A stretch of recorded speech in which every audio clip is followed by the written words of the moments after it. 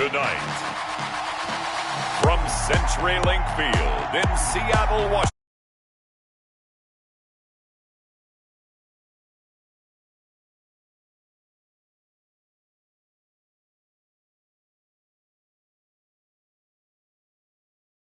It's time for Monday Night Football on EA Sports. The NFL season has hit high gear, and off we go in Week 11 on EA Sports.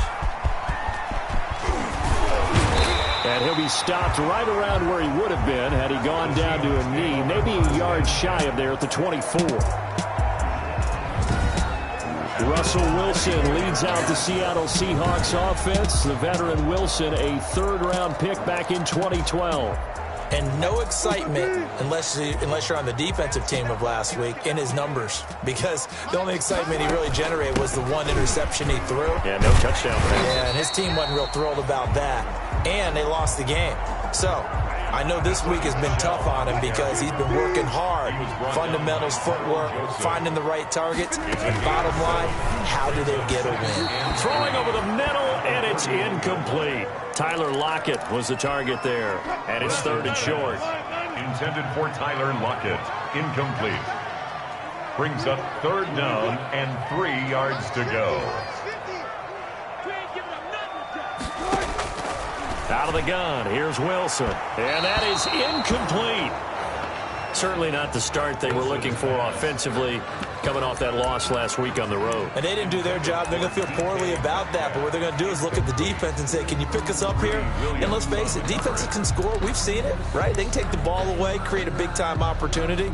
Let's see if they can get that done. Yeah, just something to jumpstart this home crowd. On fourth down, ready to punt, Michael Dixon. Only 2 punts for him last week in the loss as he gets this one away. The Browns take over. 42 yards on the punt, just 2 on the return. And the Browns will take over, first and 10. So here come the Browns now for their first drive. And they will be led out by their 6'3" quarterback. And you and I both know that any win is a good win. And that's what they did last week. But there's also plenty for him to work on in his game, wasn't there? Yeah. 2 touchdowns, an interception. Yeah, you know, he wants to increase that a little bit in terms of ratio. But first and foremost, they did win the game. A first carry now for Nick Chubb. And he's going to be taken down here with a penalty flag on the field.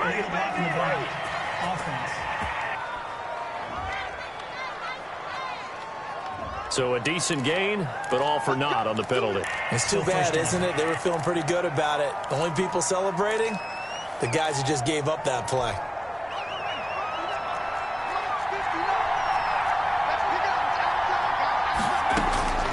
Now they'll throw here out of the gun. And he gets it to his running back, Nick Chubb. And they get him down, but not before he takes it across the 40-yard line. That'll move the sticks for the Browns, a gain of 12. Nice little nifty play for him there. Yeah, that's the ability to read a defense and utilize players that don't often get picked up in coverage easily. And I'm talking about being able to use the backside of the backfield. Because I know that when I used to cover, hey, we got everybody oh, he just stuck out there, and they just got a nice first down there. What do we love to say? Get those backs into space, right? They were able to do that there. Nice pickup on first down. 48-yard line. The numbers for him from a week ago.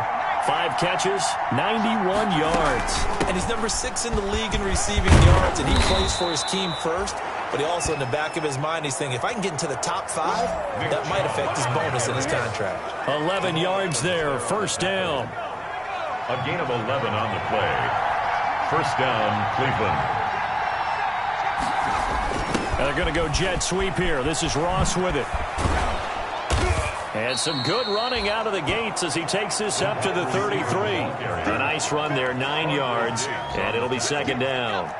A gain of 9 brings up second and 1 at the Seahawks' 33-yard line. A run for Nick Chubb, and he stopped immediately there. No gain on the play, and now they're faced with a 3rd and 1. That was an example of excellent defense there. They stumped him. So now he brings up a 3rd down situation. If I'm calling plays here, I make sure I put in the hands of my quarterback and get it to a receiver real fast. I'm not running the ball here.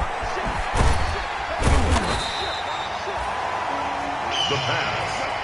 Certainly not what they wanted there. No gain, and it's 4th down. They dialed up the blitz on 3rd down, and you worry as a defense that they can hit you with a big play in that situation. Instead, the blitz pays off, able to rally to the football and make the play. Number 25. And he's going to have the 1st down yardage as he's down at about the 30-yard line. A gain of 3 on the play. 1st down, Browns. On the ground, it's Chubb. And able to break one tackle, but then quickly brought down. But a nice little gain. It'll be a pickup of 10 yards. And that'll bring up a 2nd and just about a few inches here. And inches. Chubb. And he'll be brought down inside the 20 at the 19. A gain of just a yard, but it's a 1st down. 2nd and inches is oftentimes an invitation for an offense coordinator to take a big shot downfield because he feels like he can come back on 3rd down and pick up the 1st down. But sometimes you just don't want to break tendency. Stay with what you are, stay with who you know, and go get the 1st down. That's exactly what they did. And he was hit as he threw it there, and it forces it incomplete. That was an interesting look there because as soon as he got outside the pocket, I thought he was going to take off and run for yardage.